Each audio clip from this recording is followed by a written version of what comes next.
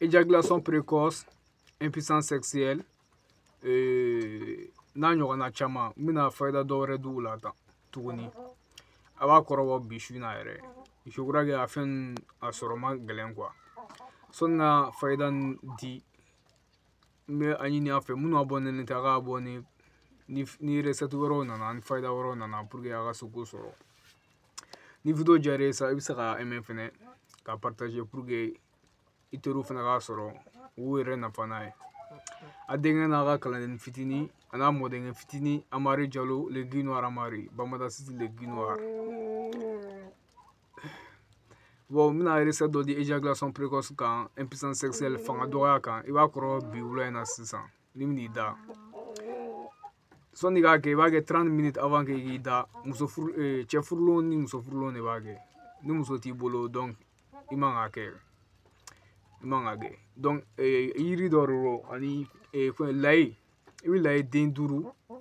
ani persil fiye damadɔni i b'u kɛ barada kɔnɔ sisan barada kɔnɔ sisan k'a tobi n'a tobira i b'a min 30 minutes avant que i ka rapport kɛ i ka furumuso la donc n'a kɛra cogo min na a b'a résultat fɔ n ye inbox la i b'a kɔrɔbɔ dɔrɔn a ma gɛlɛn layi den 5 layi kisɛ den 5 ani persil fiye quoi a bɛ sɔrɔ sugu la quoi n'i y'o kɛ i b'a kɛ barada kɔnɔ ou bien soit minɛnin dɔ kɔnɔ k'a tobi n'a tobira o ji i b'a verre ɲɛ kelen min 30 minutes avant k'i ka taa i da avant k'i ka rapport kɛ comme ça n'i y'a kɛ n'a résultat kɛra cogo min na i bɛna ye i yɛrɛ b'o f'i yɛrɛ donc o de kɔni k'u d'a ma n bɛna fayida dɔ di balontannaw ma parce que balontan fayida o dili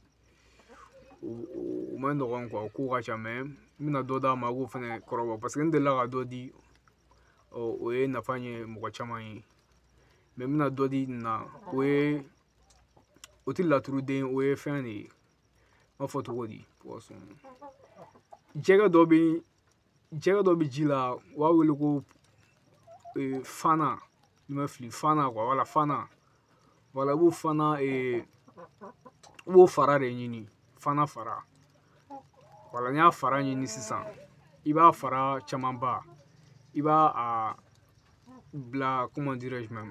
i b'a bila ji fitinin na sisan ka chauffer wala n'i y'a bila ji fitinin na ka chauffer sisan k'a chauffer i n'a fɔ k'a tobi quoi o fana ye wala i bɛ to k'i sen ko n'a ye surtout n'i ye gauche ou bien n'i ye droite i b'a ko n'a ye les buteurs n'i bɛ to ka nin kɛ i bɛ bi dun kuma caman yɛrɛ de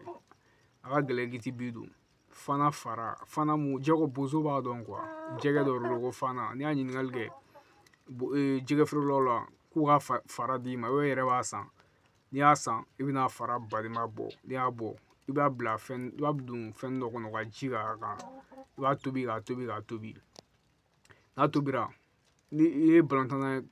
sɔnni ka taa balontan na i bɛ to k'i sen ko n'a ye bon a b'i sirijugu ni fɛn o fɛn b'i kan a b'o bɔ i la donc comme ça surtout n'i ye attaquant ye a b'i dɛmɛ kosɛbɛ n b'o k'o d'a ma fisabililayi la a y'o kɛ k'a yɛrɛ dɛmɛ balontannaw voilà n bɛ se ka mun d'a ma o la o y'o ye ni mun bɛ fɛn min faamu n bɛ se k'an ta inbox la Allahumma salli ala Muhammad wa ali Muhammad.